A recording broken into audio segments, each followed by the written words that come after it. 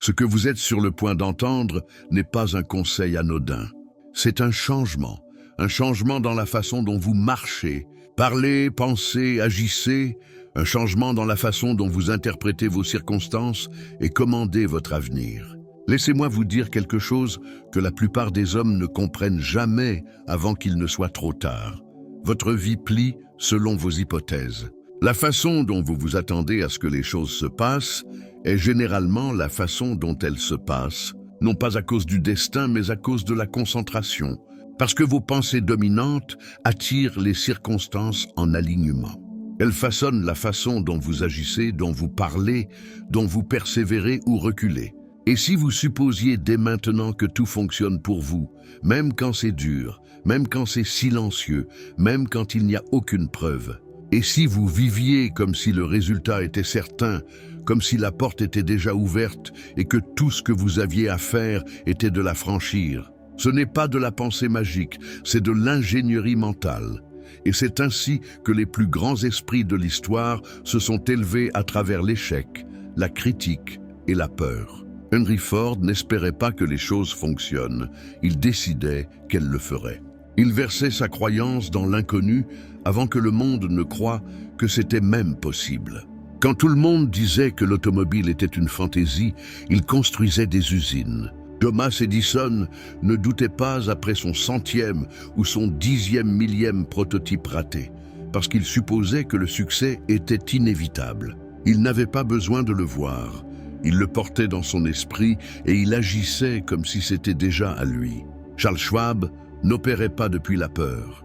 Il opérait depuis la foi en sa vision, une foi si forte que des empires entiers d'acier en ont été façonnés. Sa certitude était contagieuse. Sa croyance faisait suivre les autres hommes.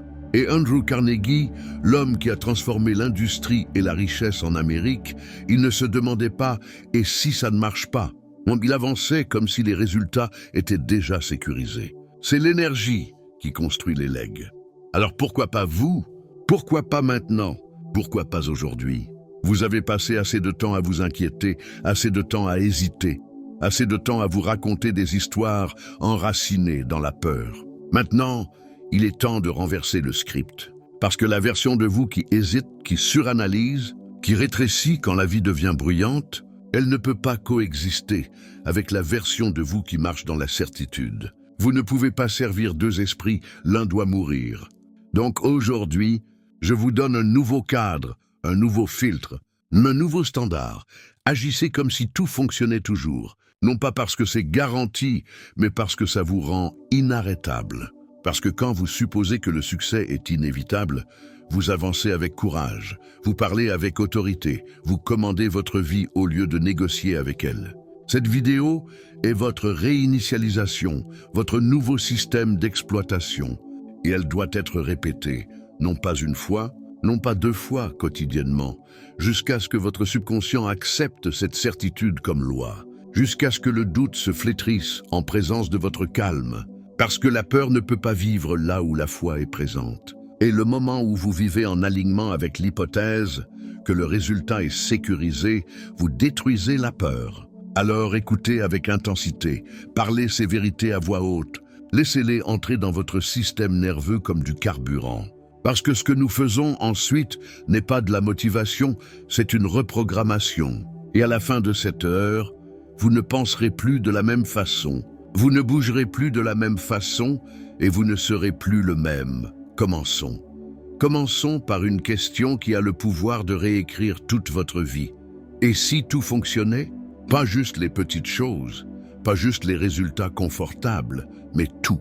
Les revers, les retards, la douleur, le silence, les détours, les moments où rien n'avait de sens. Et si tout, chaque morceau de la lutte, construisait exactement la version de vous requise pour le rêve que vous avez demandé? La plupart des gens ne vivent pas dans cette possibilité.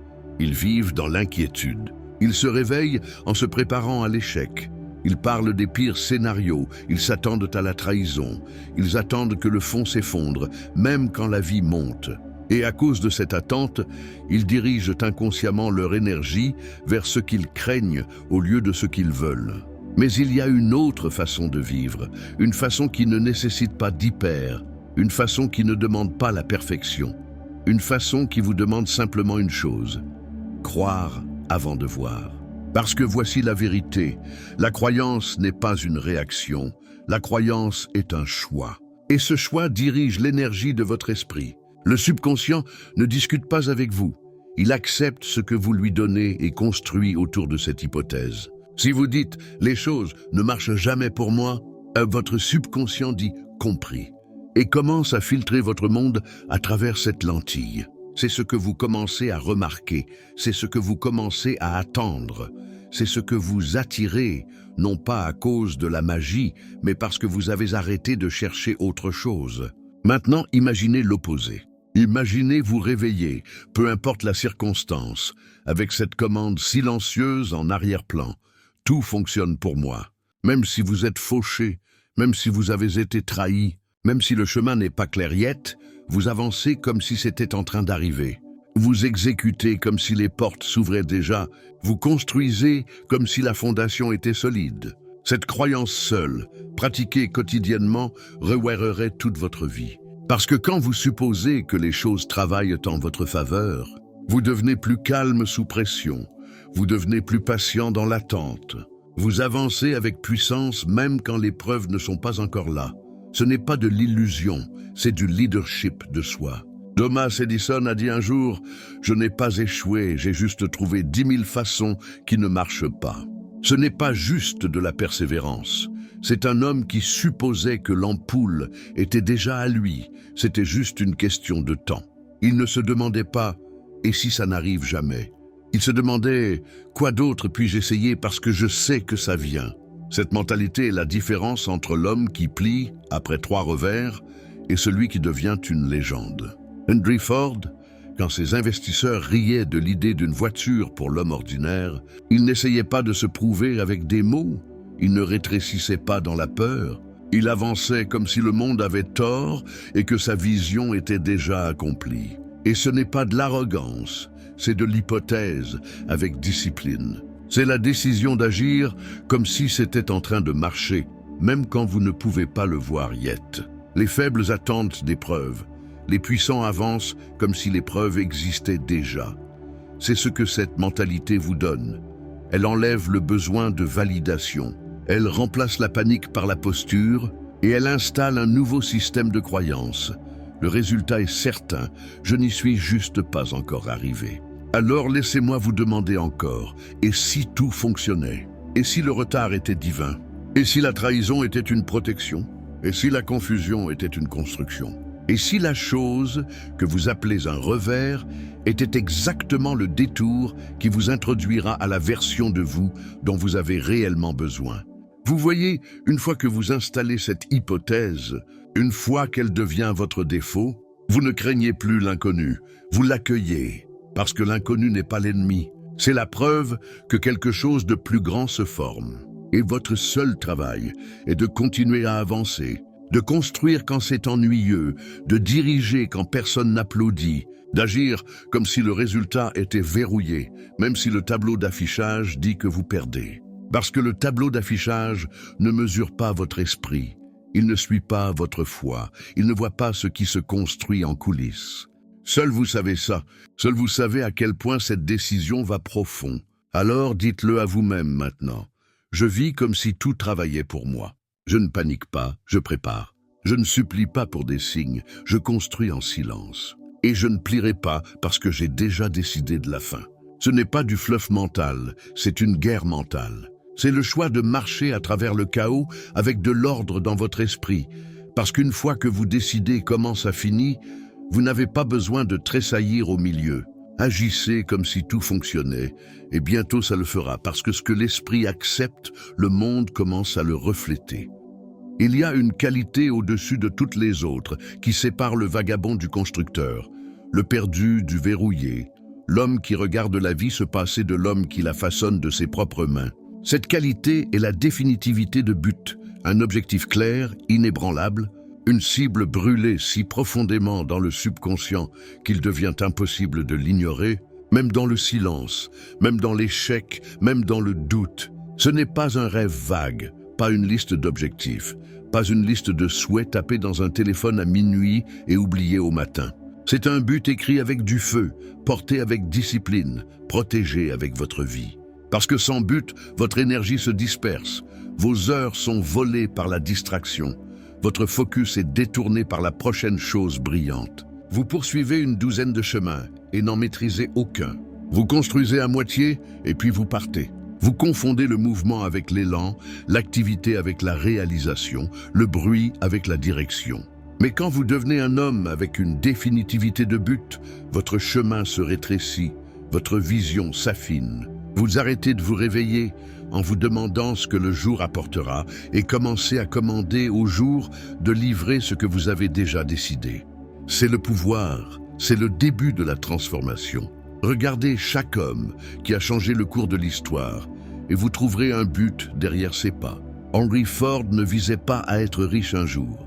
Il décidait de révolutionner le transport et il le poursuivait avec un focus si aigu que le monde n'avait d'autre choix que de s'ajuster. Charles Schwab ne bricolait pas, il savait ce qu'il était là pour construire.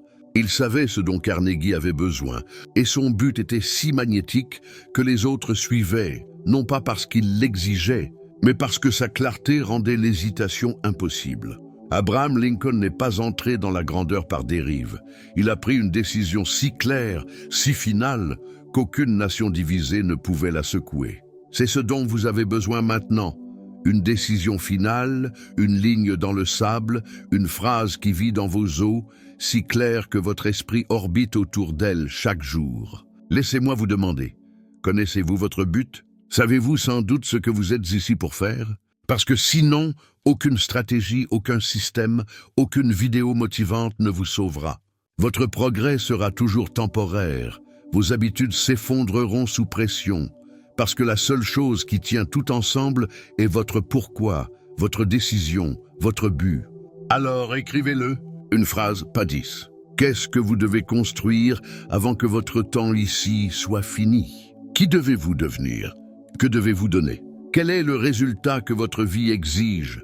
Non pas parce que c'est facile, mais parce que vous avez décidé que ça comptait plus que tout. C'est votre but. Et une fois que vous l'avez, vous le lisez à voix haute chaque matin. Vous l'écrivez à la main chaque soir. Vous n'attendez pas de vous sentir inspiré. Vous le récitez jusqu'à ce qu'il remplace toute autre pensée. C'est la fondation de toute confiance. Se réveiller et savoir où vous allez. Vous ne comparez pas, vous ne faites pas défiler. Vous ne tressaillez pas parce que vos pas sont déjà assignés. Tout ce que vous faites, la nourriture que vous mangez, les livres que vous lisez, les habitudes que vous installez, les mots que vous parlez, les risques que vous prenez, tout plie vers une chose, votre but définitif. Et ça vous donne une immunité spirituelle contre la distraction.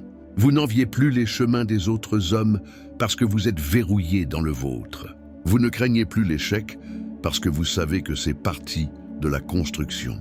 Vous n'avez plus besoin d'approbation parce que votre but vous donne de l'autorité. Et de cet endroit, les décisions deviennent faciles. La clarté devient votre boussole. Le temps plie en votre faveur parce que l'univers, votre esprit et chaque atome de votre être commencent à conspirer autour d'une chose, l'accomplissement de la mission. Mais sans ce but, même les meilleures habitudes dériveront. Même l'homme le plus fort tombera, même l'esprit le plus brillant poursuivra des choses qui n'importent pas. Alors écrivez la phrase, gravez-la dans votre âme. Et ce n'est pas pour un jour, ce n'est pas pour quand la vie se calme. C'est le jour où vous arrêtez de vivre comme une feuille au vent et commencez à avancer comme un constructeur avec des ordres de l'intérieur. Dites-le maintenant, je connais mon but et je le suis sans excuse. Je n'attends plus la clarté. Je la génère. Mon énergie est sacrée et ma direction est verrouillée. C'est ainsi que les empires commencent, non pas avec du bruit, mais avec une décision brûlée si profondément dans l'esprit d'un homme que même le temps s'incline dans sa direction. Et si vous n'avez pas encore pris cette décision, prenez-la maintenant, parce que l'horloge tourne toujours. Mais votre focus n'a pas été, et vous avez du travail à faire. Vous avez du pouvoir à construire, et rien de tout ça n'arrivera sans but. La foi n'est pas quelque chose que vous attendez. Ce n'est pas un don qui descend du ciel. Ce n'est pas le résultat de l'espoir ou des circonstances. La foi est quelque chose que vous construisez. Elle est construite de la même façon qu'un bâtiment est construit, brique par brique, acte par acte, pensée par pensée, jusqu'à ce que vous vous teniez au milieu de quelque chose de si fort, de si stable, que même vos doutes doivent s'incliner devant elle. Laissez-moi vous dire une vérité que la plupart des hommes ne comprendront jamais. La foi n'est pas une émotion, c'est de la répétition. C'est le sous-produit d'une croyance disciplinée, constante, parlée à voix haute, écrite, agie, jusqu'à ce que votre subconscient l'accepte comme fait. Vous ne trouvez pas la foi, vous la forgez. Vous l'entraînez, vous la récitez, jusqu'à ce qu'elle n'ait plus besoin de preuves, parce qu'elle devient la preuve. Et voici la clé. L'esprit ne croit pas ce qui est vrai. Il croit ce qui est répété. C'est pourquoi tant d'hommes croient en l'échec. Ils l'ont répété. Ils ont parlé du doute quotidiennement. Ils ont imaginé le désastre encore et encore. Ils ont aligné leurs actions avec la peur. Et puis ils se sont demandé pourquoi la foi n'était pas arrivée. Laissez-moi être clair. Vous ne pouvez pas répéter la faiblesse et attendre que la force apparaisse. Vous ne pouvez pas mariner dans l'hésitation et attendre que la certitude pousse. La foi, comme un muscle, se gagne par la résistance. Elle se construit en appliquant de la pression à votre confort. Et chaque fois que vous suivez, surtout quand c'est dur, vous gagnez plus. C'est pourquoi l'autosuggestion n'est pas un jeu, c'est la porte d'entrée. C'est l'acte de nourrir délibérément l'esprit avec l'identité que vous avez choisie, pas celle qu'on vous a donnée, pas celle qu'on vous a étiquetée, celle que vous avez concée. C'est pourquoi je ne vous dis pas de regarder une vidéo casual et d'espérer que ça vous change. Je vous dis de la répéter, de l'étudier, de la reparler, parce que quand vous le faites, quand vous rendez ces mots plus forts que le doute, quelque chose d'extraordinaire arrive. Vous commencez à vous croire. C'est la racine de tout pouvoir personnel. Savoir que quand vous parlez, votre subconscient écoute. Alors vous commencez chaque jour avec commande, pas confusion. Vous vous réveillez et parlez le script de l'homme que vous devenez, non pas parce que ça sonne bien, mais parce que vous savez que ça écrit de nouvelles rainures dans votre esprit. Et ces rainures deviendront le chemin que vos pieds suivront. Thomas Edison n'a pas réussi parce qu'il se sentait inspiré. Il a réussi parce que sa foi dans le résultat était plus grande que n'importe quel échec unique. 10 000 fois il a essayé. 10 000 fois, il a trouvé une façon qui ne marchait pas, mais il ne les a jamais appelés des échecs, parce que sa foi était ancrée. Il avait déjà vu la lumière avant que le monde ne le fasse. Et chaque acte d'effort, chaque moment de fatigue, chaque fois qu'il recettait ses outils et recommençait, était une autre couche de croyance. John D. Rockefeller n'est pas monté par chance. Il a entraîné sa pensée comme un homme s'entraîne pour la guerre. Il croyait au système, à la structure, à la certitude. Et cette certitude ne venait pas du chaos, mais de la répétition mentale. Il construisait la richesse dans son esprit avant de la construire dans le monde. Vous devez faire de même, et vous devez vous voir suivre. Vous devez vous imaginer avancer avec puissance. Vous devez vous parler comme un général donnant des ordres à une armée loyale, avec calme, avec clarté, avec conviction, parce que votre esprit subconscient écoute. Il écoute toujours. Et chaque mot que vous murmurez, chaque phrase que vous répétez construit soit la foi, soit la brise. Alors laissez-moi vous demander, parlez-vous de puissance ou de poison? Renforcez-vous le courage ou conditionnez-vous la lâcheté? Utilisez-vous vos mots pour vous élever ou vous abaisser? Parce que ce que vous répétez devient réel. La foi n'est pas bruyante, elle n'est pas flashy, elle ne supplie pas l'attention. La foi est silencieuse, ancrée, stable. Elle se construit dans le noir. Elle se construit quand vous vous montrez malgré vos sentiments. Elle se construit quand vous dites « je le ferai » et suivez sans applaudissements. Elle se construit quand personne ne regarde et que vous avancez quand même. C'est ainsi qu'Abraham Lincoln a mené une nation à travers le feu. Il n'était pas le plus populaire, il n'était pas le plus bruyant, mais il croyait en la vision si profondément, si complètement, qu'aucun critique ne pouvait la secouer. Et quand la foi devient inébranlable, l'action devient automatique. Vous n'essayez plus de monter, vous le faites. Vous ne vous demandez plus si vous êtes prêt, vous avancez. Et vos résultats commencent à se multiplier, non par hasard, mais par design. Voici votre instruction. Écrivez votre objectif principal. Lisez-le à voix haute chaque matin et chaque soir, avec émotion, avec certitude, avec feu. Visualisez le résultat, non pas une fois, mais quotidiennement. Parlez votre identité non comme un souhait, mais comme un fait. Je suis concentré, je suis discipliné, j'agis avec but, je ne tressaille pas. Ce n'est pas de la théorie, c'est de la pratique. Et quand vous la pratiquez assez longtemps, l'homme que vous étiez, l'homme du doute, de la peur, de l'hésitation, il s'efface en poussière. Et l'homme de foi monte, non pas un jour, aujourd'hui. Il arrive un moment dans la vie de chaque homme où il doit prendre une décision si finale, si absolue, qu'il n'y a plus de chemin pour reculer. Ce moment n'est pas une question d'émotion, ce n'est pas une question de confiance, c'est une question d'engagement. Brûler le pont signifie ceci: vous enlevez toutes les sorties, tous les plans de repli, toutes les excuses silencieuses qui murmurent « si ça ne marche pas, je peux toujours revenir ». Non, vous ne pouvez pas. Plus maintenant, parce que cet homme est parti. Laissez-moi vous dire quelque chose que chaque titan de l'histoire a su: vous ne vous transformez vraiment pas tant que vous n'enlevez pas l'option de rester le même. Vous ne pouvez pas construire une nouvelle vie en vous accrochant à l'ancienne. Vous ne pouvez pas devenir quelqu'un de nouveau et garder encore de la place pour la personne que vous étiez. Vous ne pouvez pas gagner avec vos yeux à moitié sur le rétroviseur. Charles M. Schwab n'est pas devenu président de Carnegie Steel en jouant la sécurité. Il n'était pas l'homme le plus intelligent dans la pièce, il était le plus décidé. Il se portait comme un leader avant que le monde ne le voie. Il alignait sa parole, son ton, son énergie avec la position désirée, et en faisant ça, il fermait la porte à la médiocrité.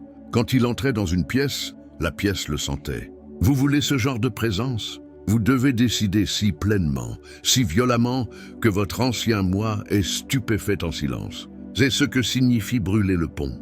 Ce n'est pas symbolique, c'est stratégique. Quand vous enlevez l'option d'abandonner, quand vous rendez impossible le retour en arrière, vous activez une partie de votre esprit que la plupart des hommes ne touchent jamais. C'est la partie qui doit gagner parce qu'elle n'a pas le choix. Andrew Carnegie l'exigeait de ses hommes.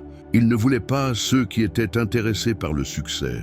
Il voulait des hommes avec une obsession, des hommes qui brûlaient le pont à toute autre poursuite. Il comprenait cette vérité: un esprit divisé est un esprit vaincu. Et vous devez faire de même. Vous ne pouvez pas servir deux identités, l'homme que vous avez été et l'homme que vous devenez. L'un d'eux doit mourir. Ça signifie que vous devez enlever tout ce qui donne de l'oxygène à l'ancien vous. Chaque distraction, chaque excuse, chaque personne qui vous garde petit. Vous dites que vous voulez monter. Bien, alors il est temps d'enlever l'escalier pour redescendre. Vous dites que vous voulez devenir méconnaissable. Alors arrêtez de garder des souvenirs de votre ancien moi. Ça signifie que vous supprimez les contacts qui drainent votre focus. Vous dégagez votre espace des choses qui renforcent les anciennes habitudes. Vous arrêtez de visiter les coins mentaux où le doute vit encore. Vous détruisez le confort que vous utilisez pour reculer, parce que le confort est un menteur. Il dit que vous êtes bien où vous êtes, mais la grandeur ne vit jamais là. La grandeur commence le moment où vous fermez la porte arrière et avancez avec feu. C'est ce que Henry Ford a fait quand il a tout misé sur la ligne d'assemblage. Il n'a pas demandé la permission, il n'a pas essayé de convaincre les sceptiques, il a décidé. Et dans cette décision, il a enlevé l'échec comme option. Les gens riaient, lui non, parce qu'un homme qui a brûlé le pont n'a pas le temps de divertir le doute. Il est trop occupé à exécuter. Maintenant, écoutez-moi bien, vous serez tenté plus d'une fois de regarder en arrière. Vous penserez à combien c'était facile d'être paresseux, de faire défiler, de dormir, de vivre sans pression. Et cette voix sonnera raisonnable. Elle offrira l'équilibre, elle dira que c'est OK juste cette fois.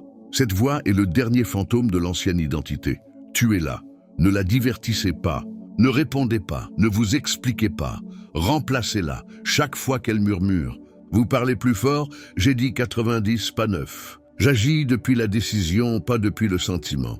J'avance parce que j'ai choisi ce chemin, pas parce que c'est facile, mais parce que c'est le mien. Comprenez-vous ce que ça fait? Ça durcit votre volonté. Ça entraîne votre subconscient à croire que votre parole est loi que vos actions ne sont pas des suggestions, elles sont des commandes. C'est là que l'avantage se forme. Parce que maintenant, vous n'avez pas besoin d'émotion pour avancer. Vous n'avez pas besoin de motivation.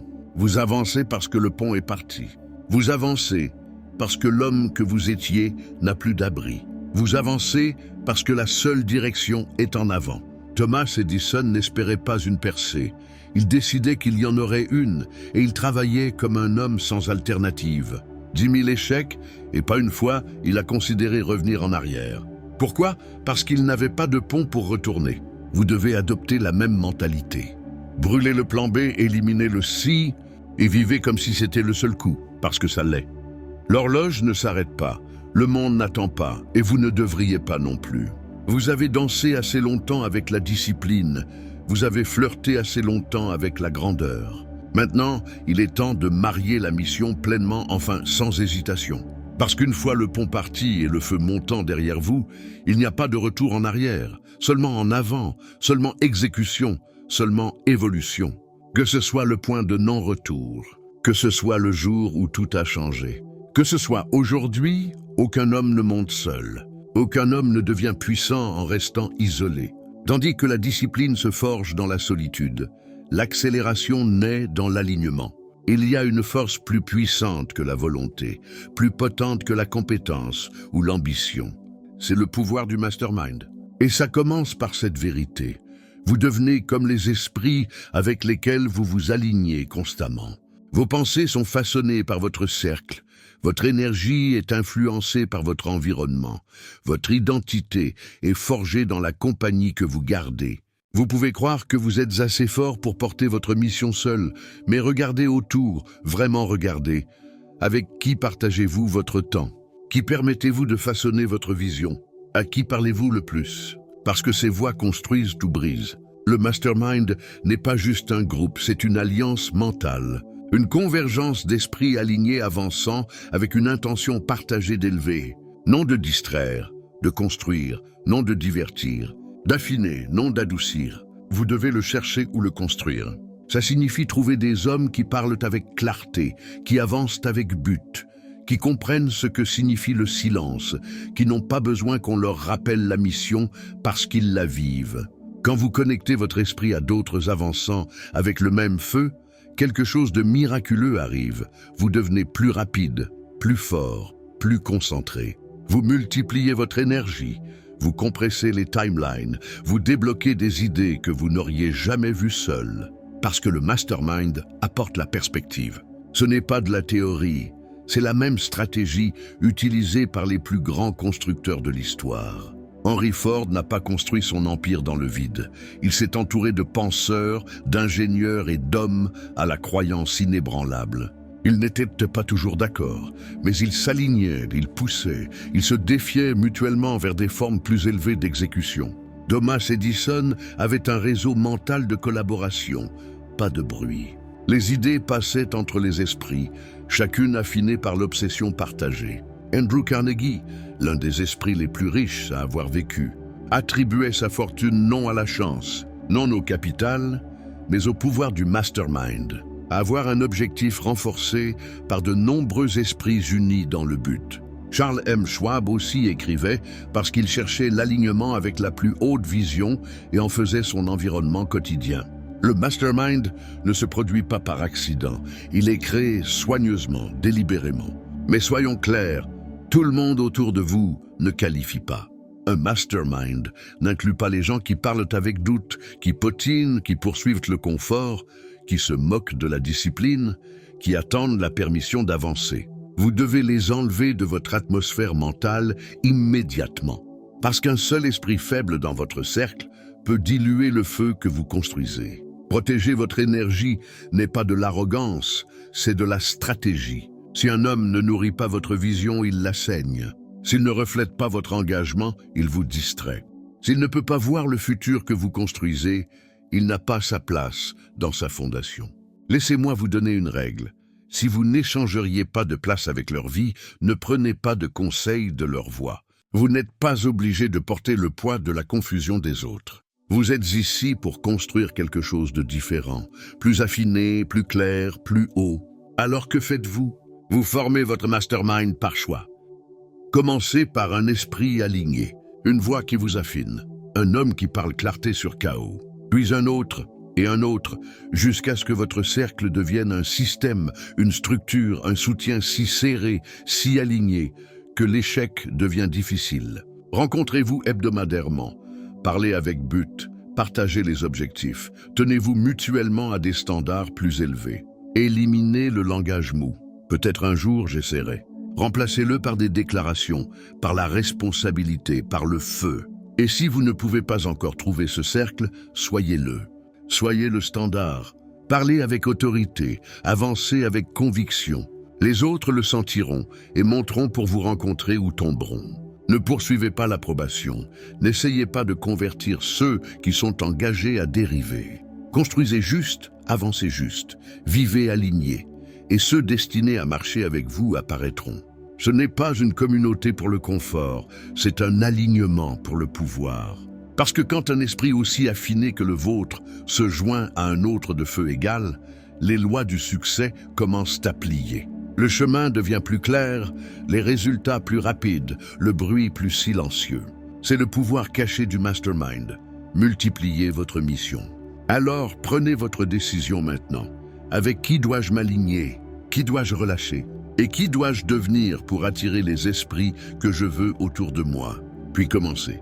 Une conversation alignée peut changer votre vie et une faible peut la voler. Choisissez sagement, avant l'action, avant l'argent, avant l'élan, il doit y avoir la croyance. Parce qu'aucun homme n'a jamais accompli quoi que ce soit de grand sans d'abord le voir dans son esprit. Vous devez croire bien avant que le monde vous donne la permission, bien avant que le monde applaudisse, bien avant que les preuves apparaissent. C'est le vrai test. Pouvez-vous agir comme si c'était déjà réel, alors que c'est encore invisible? C'est ce qui sépare les quelques qui montent des nombreux qui abandonnent. Comprenez ceci, la foi n'est pas un luxe, ce n'est pas une mentalité optionnelle réservée aux optimistes. La foi est une exigence, la fondation, le début de toute transformation. Vous pouvez penser que vous avez besoin de clarté pour commencer, vous n'en avez pas. Vous pouvez penser que vous avez besoin de ressources, de motivation, de soutien. Vous n'en avez pas. Ce dont vous avez besoin, c'est une décision soutenue par la croyance, le genre de croyance qui se sent dans votre poitrine, qui bouge vos pieds, qui parle plus fort que le doute même quand votre voix tremble. Abraham Lincoln ne savait pas comment la guerre finirait. Il n'avait pas de certitude en stratégie, mais il avait la foi en principe, la foi que la liberté doit gagner, même si le chemin coûtait tout. Henry Ford n'avait pas de carte, pas de marché, pas d'approbation, mais il croyait si profondément en sa vision que le monde a fini par plier à sa certitude. Rockefeller construisait des empires avant que l'infrastructure existe même. Pourquoi? Parce que dans son esprit, c'était déjà fait. Edison, Carnegie, Schwab, aucun d'eux n'attendait des preuves avant de croire. Ils créaient des preuves en agissant en avance. C'est ce que fait la foi, elle précède les résultats. Mais la peur fait l'opposé. La peur dit « j'attendrai jusqu'à ce que je vois des preuves ». La foi dit « j'avancerai et ferai apparaître les preuves ». Quelle voie obéissez-vous? La peur attend, la peur fait défiler, la peur calcule chaque risque et oublie chaque récompense. La foi construit, la foi agit, la foi croit et avance quand même. Et si vous pensez que c'est juste de la pensée positive, vous mécomprenez les lois qui gouvernent votre esprit. Votre subconscient ne répond pas à ce qui est vrai. Il répond à ce qui est répété, ce qui est ressenti, ce qui est cru. Si vous répétez la peur, votre vie devient un schéma de protection. Si vous répétez la croyance, votre vie devient un schéma de création. C'est pourquoi l'autosuggestion est si vitale. Pourquoi vous ne faites pas juste entendre les mots? Vous les parlez, vous les ressentez, vous les émotionnalisez dans votre subconscient jusqu'à ce qu'ils deviennent votre identité. Vous ne dites pas juste « je crois ». Vous dites « j'agis avec foi, je n'attends pas de me sentir prêt, je sais qui je deviens et j'avance en conséquence ». C'est ainsi que la croyance s'installe. Chaque jour, vous parlez la vision. Chaque jour, vous avancez comme si c'était fait. Chaque jour, vous refusez de laisser la peur diriger vos décisions. C'est la partie que la plupart des hommes manquent. Ils pensent que la croyance est juste une mentalité, mais la croyance est aussi du mouvement. Si vous voulez croire, agissez comme si vous croyiez, parce que l'action renforce la croyance. Chaque fois que vous suivez sans preuve, chaque fois que vous vous montrez quand c'est dur, chaque fois que vous tenez votre parole en privé, vous construisez une nouvelle identité. Une identité qui dit « Je n'ai pas besoin de preuves, je suis la preuve ». Laissez-moi vous donner une loi. La croyance précède la performance. Vous ne surpasserez jamais l'image que vous avez de vous-même. Alors la question n'est pas « puis-je le faire ?» La question est « qu'est-ce que je me répète? Qu'est-ce que je me dis quotidiennement en silence? Quelle identité je parle à l'existence ou j'évite par peur ?» Parce que le monde ne répond pas au potentiel, il répond à la certitude. Certitude dans votre voix, certitude dans votre mouvement, certitude dans votre présence. Vous ne pouvez pas feindre ça, ça doit être forgé. Et vous le forgez par la répétition quotidienne, par la répétition de la croyance en l'absence de preuves. Chaque matin, parlez votre vision. Chaque soir, réfléchissez à vos actions. Chaque heure, refusez de trahir l'homme que vous avez dit devenir. Et regardez ce qui arrive. La peur ne disparaît pas, mais votre foi devient plus forte. Le doute ne disparaît pas, mais vos décisions le surpassent, jusqu'à ce que finalement votre croyance devienne indéniable, et vous aussi. Ce n'est pas du mysticisme, ce n'est pas du fantasme, c'est la réalité de comment chaque empire commence, avec une vision invisible crue si profondément, répétée si souvent, agit si hardiment, que le monde n'a d'autre choix que de la voir aussi. Alors, choisissez votre croyance maintenant. Choisissez ce que vous répéterez, parce que vous programmez toujours votre esprit. La seule question est avec quoi?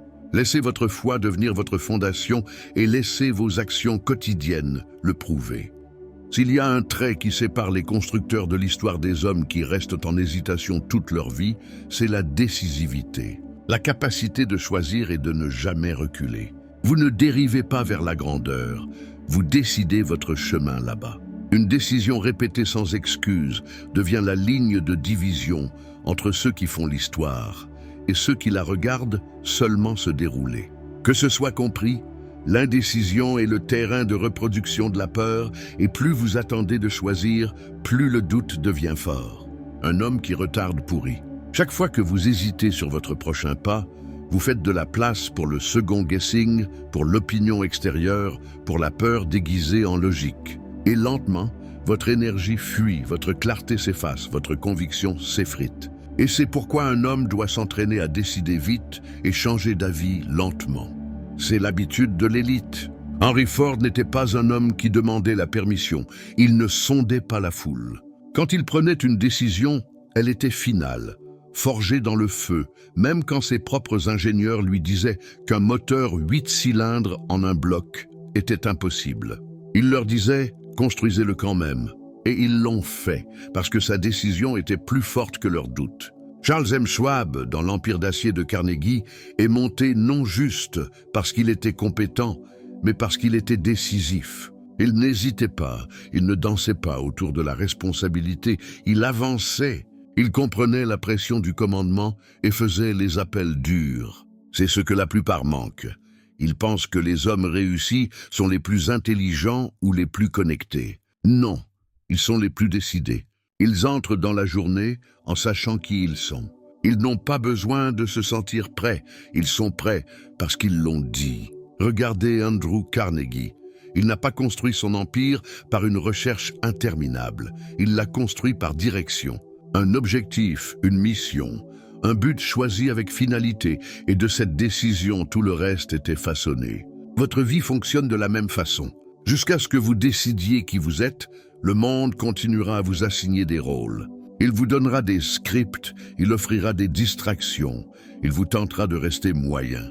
Mais quand vous décidez, vraiment décidez, le monde n'a d'autre choix que de se réarranger autour de ce choix. Voici la loi. La décision crée l'identité, l'indécision préserve l'ancien moi. Donc si vous continuez à dériver vers les anciennes habitudes, ce n'est pas parce que vous êtes faible, c'est parce que vous n'avez pas décidé de les laisser derrière.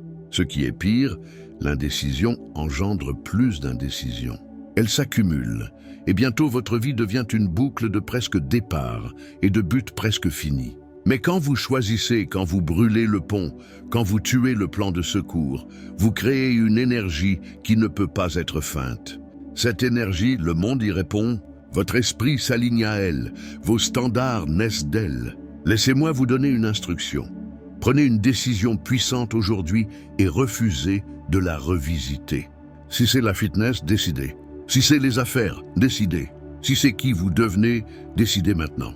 Et quand la voix du doute rampe, quand la tentation d'ajuster ou d'attendre ou de sentir montre up, vous n'écoutez pas parce que la décision est déjà faite. Thomas Edison n'a pas demandé la permission à l'ampoule. Il n'a pas attendu d'avoir toutes les réponses. Il a décidé et poursuivi plus de 10 000 tentatives, non des essais, des décisions. Vous avez besoin de la même résolution, parce que chaque décision soutenue par une définitivité de but construit votre colonne interne. Et une fois votre colonne construite, les tempêtes de la vie perdent leur pouvoir. Elles ne peuvent pas bouger un homme qui a déjà décidé. Même Abraham Lincoln, qui portait le poids d'une nation en guerre civile, n'était pas paralysé par l'indécision. Il était méthodique, mais il était final. Sa proclamation d'émancipation n'est pas née des applaudissements publics. Elle est née de la résolution personnelle. Ce genre de décision façonne le futur. Alors demandez-vous maintenant, quelle décision évitez-vous? Quel objectif avez-vous gardé ouvert pour ne pas avoir à vous engager? Quelle mission avez-vous laissée négociable? Tracez la ligne aujourd'hui. Dites-le à voix haute si vous devez. Je ne retarde plus, je ne dérive plus, je n'entretiens plus des versions de moi qui hésitent. Vous le dites, vous l'écrivez, vous le vivez, et de cette seule décision, toutes les autres actions coulent. Parce que la vérité est, la plupart des hommes n'attendent pas l'opportunité, ils attendent la permission de décider. Mais je vous dis maintenant, personne ne viendra la donner.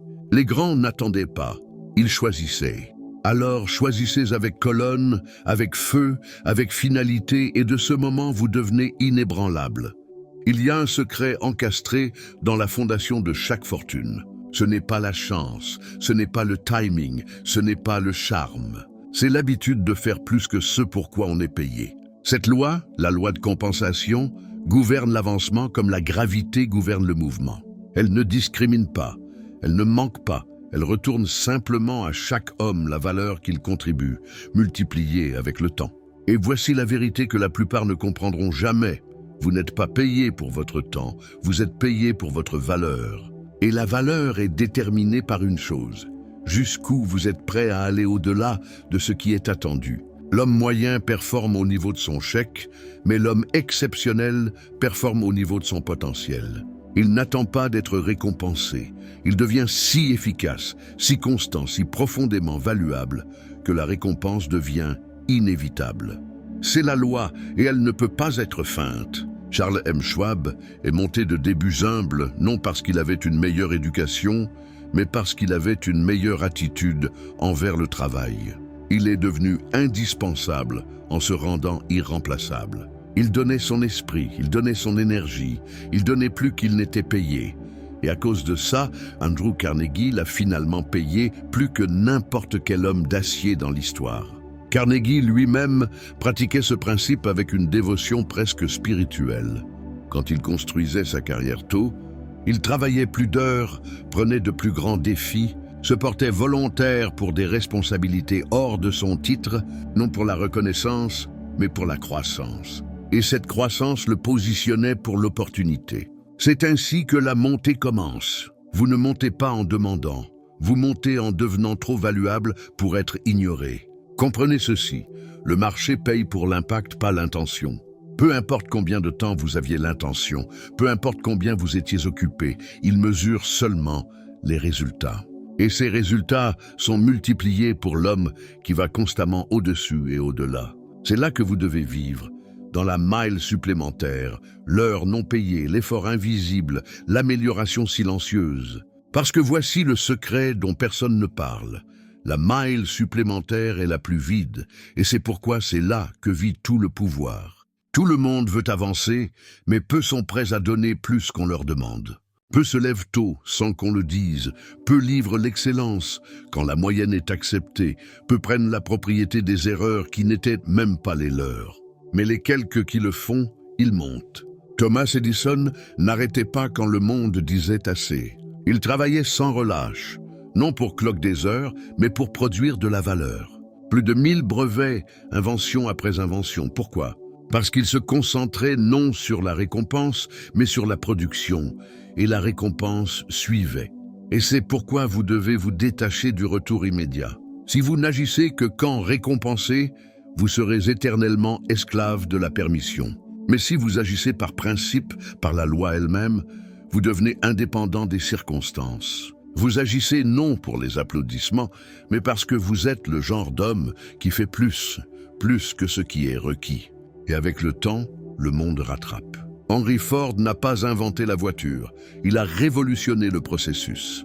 Il a construit quelque chose de meilleur, plus rapide, plus accessible. Il n'arrêtait pas à assez bien. Il poussait les limites, il surlivrait et à cause de ça, le marché le suivait. Le succès n'est pas réservé aux chanceux. Il est gagné par l'homme qui sursert, suraméliore et surdure. C'est ce que vous devez installer, non juste en affaires, mais dans votre maison, dans votre discipline, dans votre mission. Quand vous faites plus qu'attendu, vous devenez plus qu'attendu. Vous grandissez, vous gagnez le respect de soi, vous gagnez de l'influence et surtout, vous montez au-dessus de la compétition sans needing de détruire quiconque. Voici votre défi. Où pouvez-vous surlivrer aujourd'hui? Quels détails extra pouvez-vous améliorer? Quelles compétences pouvez-vous affiner sans qu'on le demande? Quelles tâches pouvez-vous compléter mieux qu'attendu?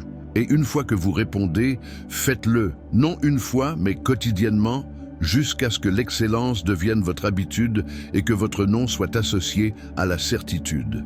Parce que c'est la plus haute monnaie, la certitude d'exécution. L'homme qui livre toujours, même quand personne ne regarde, devient l'homme qu'on appelle toujours quand ça compte.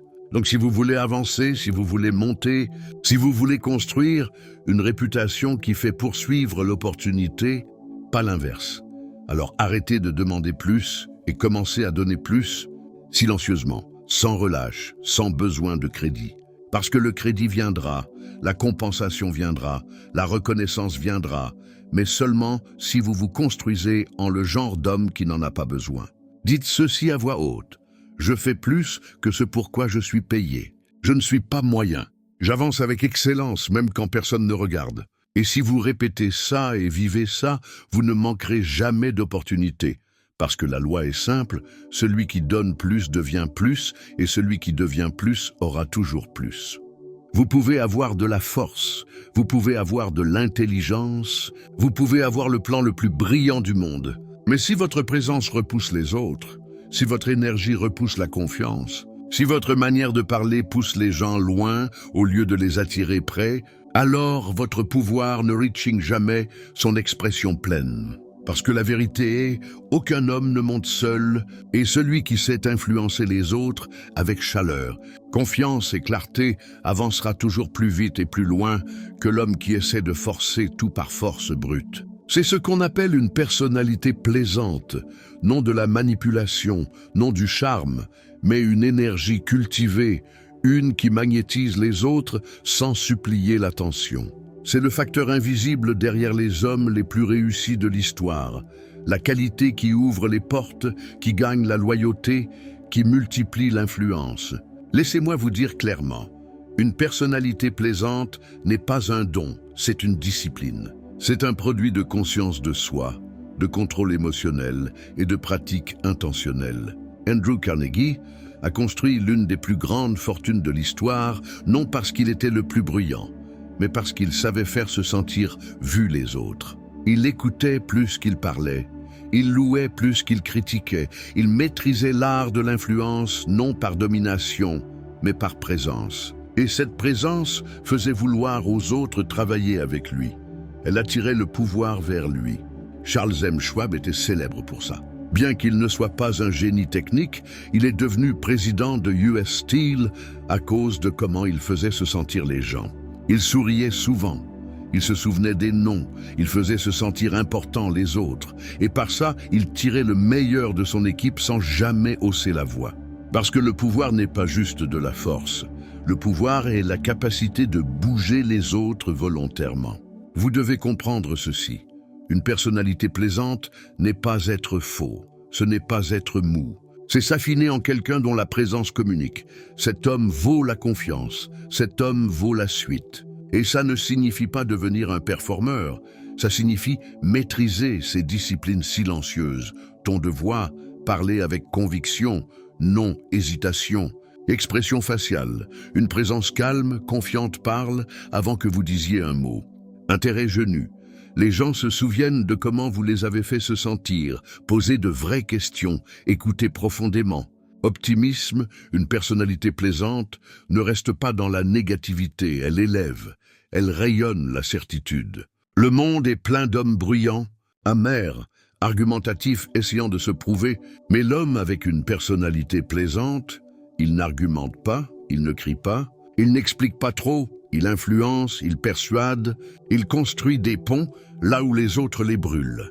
Thomas Edison travaillait avec des équipes d'esprits brillants, et bien qu'il soit intensément driven, il comprenait la valeur de la collaboration, de créer un environnement magnétique qui faisait vouloir aux autres contribuer.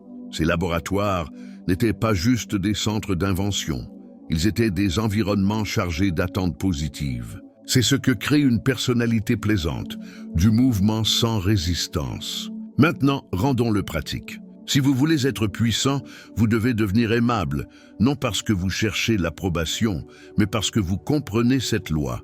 Les gens bougent plus vite pour les hommes qu'ils admirent. Quand vous parlez avec respect, les autres vous donnent du respect.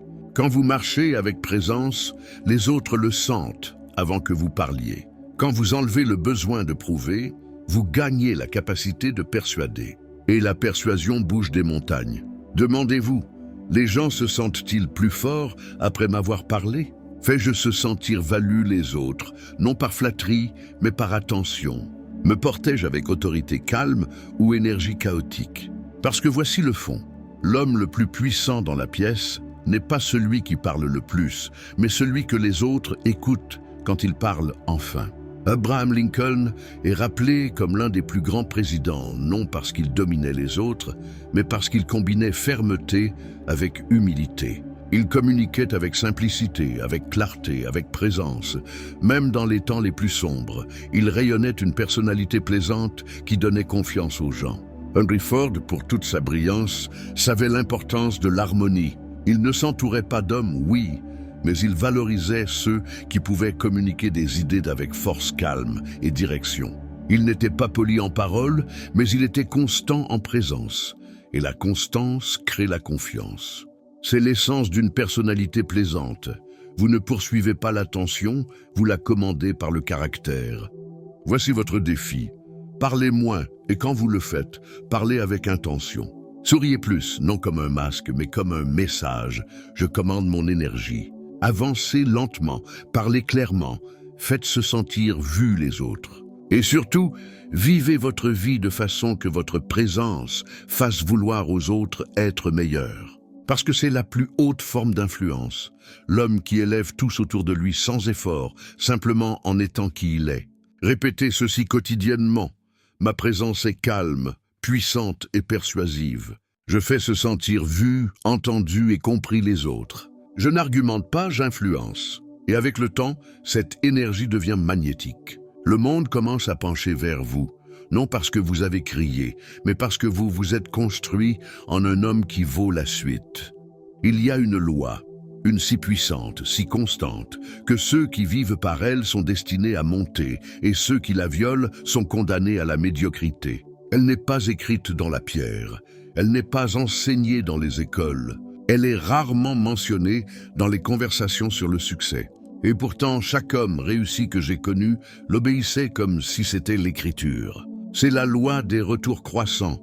L'homme qui fait plus que ce pour quoi il est payé sera bientôt payé pour plus que ce qu'il fait. Laissez ça résonner, parce que ce n'est pas une phrase motivante, c'est une vérité économique, une vérité spirituelle, une vérité universelle. L'homme moyen dit « je donnerai plus quand j'aurai plus ».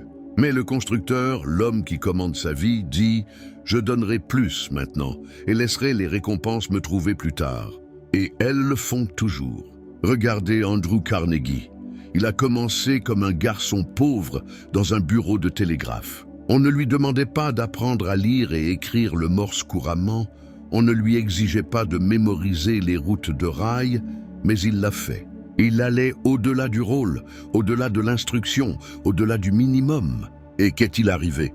Les gens au pouvoir ont remarqué, non instantanément, mais inévitablement. Et de ce petit poste, il est monté pour devenir l'un des hommes les plus riches du monde. Comment? Il donnait de la valeur d'abord, sans demander, sans garder le score, sans exigence. L'homme qui va la mile extra se rend irremplaçable. Parce que tandis que les autres performent le devoir, il livre le résultat. Tandis que les autres demandent ce qui leur est dû, il demande ce qu'il peut donner d'autre. Vous devez comprendre. La vie ne vous paye pas basée sur l'horloge, elle vous paye basée sur la valeur. Votre temps ne signifie rien s'il produit peu, mais votre effort, votre initiative, votre refus de couper les coins ou d'attendre la récompense, ça vous rend inarrêtable. Thomas Edison le savait bien. Son éthique de travail était légendaire. Des milliers d'expériences ratées, des nuits sans sommeil, des années d'expérimentation obsessive. Il ne demandait pas de garantie. Il donnait tout d'abord, et seulement après que les résultats étaient produits, le monde lui donnait ses récompenses. Maintenant, laissez-moi vous demander, faites-vous le minimum? Montez-vous seulement quand quelqu'un regarde? Avancez-vous seulement quand c'est pratique? Parce que l'univers garde le score, non de vos heures, mais de votre initiative. Le monde peut ne pas vous récompenser immédiatement, mais il le fera éventuellement, et bien au-delà de ce que vous attendez, si vous en faites une habitude. Commencez où vous êtes. Si vous travaillez un job, arrêtez de demander quel est votre rôle. Commencez à demander quel est votre standard. Si vous construisez une affaire, arrêtez de demander ce que les clients paieront. Commencez à demander ce qui les épaterait. Si vous construisez une compétence, ne cochez pas juste la case. Restez plus longtemps, poussez plus profond, étirez plus loin. Parce que chaque fois que vous dépassez l'attente, chaque fois que vous traversez la ligne invisible de assez et continuez, vous vous séparez de la meute. Vous devenez inoubliable, vous devenez de confiance, vous devenez indispensable. Laissez-moi vous rappeler. Charles M. Schwab n'a pas été promu pour faire son job, il a été promu parce qu'il multipliait la valeur. Il encourageait les autres, il poussait les équipes, il demandait ce qui pouvait être fait d'autre. Il allait au-dessus, non pour l'attention, mais parce que c'était qui. Il allait au-dessus, non pour l'attention, mais parce que c'était qui il était. C'est ce que vous devez devenir, l'homme qui donne plus qu'on demande, plus qu'attendu, plus que requis. Et la clé? Faites-le quand personne ne voit, faites-le quand personne n'applaudit, faites-le jusqu'à ce que ce soit votre identité. Parce que cette identité devient un aimant pour l'opportunité. Henry Ford a construit un empire non juste à cause de ce qu'il savait, mais parce qu'il exigeait plus de lui-même et des autres. Production plus rapide, ingénierie plus intelligente, meilleure valeur pour le client. Il demandait toujours comment donner plus, et en résultat, il recevait plus que n'importe quel homme dans son domaine. Mais rappelez-vous, ça commençait petit. Chaque grand saut commence par un effort invisible. Alors commencez aujourd'hui, demandez-vous. Où je rencontre le minimum? Où puis-je dépasser le standard? Où puis-je agir non comme un employé, non comme un travailleur, mais comme un propriétaire? Et une fois que vous trouvez cette réponse, vivez-la. Vous sentirez de la résistance, les autres se moqueront. Ils diront que vous travaillez trop dur, que vous vous souciez trop, que vous faites trop pour rien. Mais les récompenses d'aller la mile extra ne sont jamais immédiates. Elles sont retardées, mais multipliées. Elles viennent sous forme de respect, de confiance, d'opportunité, de leadership et éventuellement de richesse. Dites ceci quotidiennement. Je ne demande pas ce qui m'est dû, je demande ce que je peux donner. Je dépasse les attentes comme mode de vie. Je suis l'homme qui va la mile extra, parce que c'est là que commence la grandeur. Et laissez ces mots prendre racine, parce que l'homme qui vit par eux ne reste jamais au bas longtemps. Laissez-moi vous dire quelque chose que vous savez déjà, mais que vous n'avez peut-être pas accepté. Regarder ceci une fois n'est pas assez. Vous ne pouvez pas rewire tout votre système en une seule séance. Vous ne pouvez pas tuer une décennie de peur avec un round de motivation. Vous ne pouvez pas effacer l'ancienne programmation avec l'inspiration seule. Parce que votre esprit subconscient ne répond pas à l'information unique, il répond à la répétition. Pour imprimer une nouvelle croyance, vous devez la brûler encore et encore jusqu'à ce qu'elle devienne plus familière que vos doutes. Alors laissez cette vérité résonner dans votre esprit. La répétition est le langage du subconscient et la boucle la plus forte gagne toujours. Si votre ancienne boucle est « je ne suis pas assez bon », elle dominera jusqu'à ce qu'une plus forte la remplace. Si le signal dominant dans votre vie est l'hésitation, ça deviendra votre identité. Mais si vous nourrissez votre esprit jour après jour avec puissance, avec certitude, avec une voix qui vous rappelle qui vous êtes vraiment, alors l'ancienne voix perd du volume, non par force, mais par fréquence. C'est pourquoi l'autosuggestion n'est pas optionnelle. C'est la méthode, l'outil, le mécanisme par lequel vous reprogrammez qui vous êtes au cœur. Et comment ça marche? Vous jouez ceci encore, vous parlez les lignes à voix haute, non casual, mais avec énergie. Vous mémorisez les phrases qui vous ont frappé, vous les répétez dans votre esprit quand la résistance monte. Vous laissez ce message devenir votre logiciel mental. Vous n'écoutez pas pour le divertissement, vous écoutez pour l'installation d'identité. Parce que vous n'êtes pas juste ici pour vous sentir mieux, vous êtes ici pour devenir méconnaissable. Laissez-moi vous montrer quelque chose. Fermez les yeux et dites ceci à vous-même. Je n'ai pas peur, j'agis sans hésitation, je suis concentré, je suis certain, je deviens qui j'étais destiné à être. Sentez ce qui arrive dans votre corps quand vous dites ces mots. Le sentez-vous shifter? Ce n'est pas de l'imagination, c'est du renforcement neural. C'est votre identité mise à jour en temps réel. Maintenant, multipliez ça par 90 jours. Vous le dites une fois, c'est une étincelle. Vous le dites chaque matin pendant 90 jours, c'est un circuit. Et vous le parlez jusqu'à ce qu'il devienne votre base, jusqu'à ce que les mots ne sonnent pas juste fort. Ils sont votre voix. Parce que voici la loi. Ce que vous nourrissez vous forme, ce que vous répétez vous devient. Alors ne laissez pas ce message s'effacer, ne le traitez pas comme une vidéo, traitez-le comme un rituel. Construisez votre matin autour, faites-en partie de votre environnement. Et si quelqu'un demande pourquoi vous jouez le même message encore et encore, dites-leur ceci. Parce que je ne suis pas ici pour être diverti, je suis ici pour être reconstruit. Votre esprit est programmable, l'a toujours été. La seule question est qui écrit le code. À partir de ce moment, c'est vous. Alors jouez ceci encore, parlez les mots avec feu, entrez dans votre journée avec certitude. Parce que chaque fois que vous répétez la puissance, vous affaiblissez la peur. Et maintenant, fermons ce chapitre de la seule façon qu'un homme engagé à la transformation devrait. Vous avez écouté, vous avez absorbé vérité après vérité, non des théories, mais des outils. Mais maintenant vient la partie la plus importante. Vous marchez, non comme l'homme qui a commencé cette vidéo, mais comme l'homme qui est déjà devenu ce qu'il poursuivait. Vous n'avancez pas comme si vous essayiez. Vous ne parlez pas comme si vous espériez. Vous marchez comme si c'était fait. C'est la posture d'un homme avec pouvoir, non parce qu'il sait tout, mais parce qu'il se connaît. Donc à partir de ce moment, vous avancez différemment. Vous entrez dans la salle de gym comme si la transformation était déjà arrivée.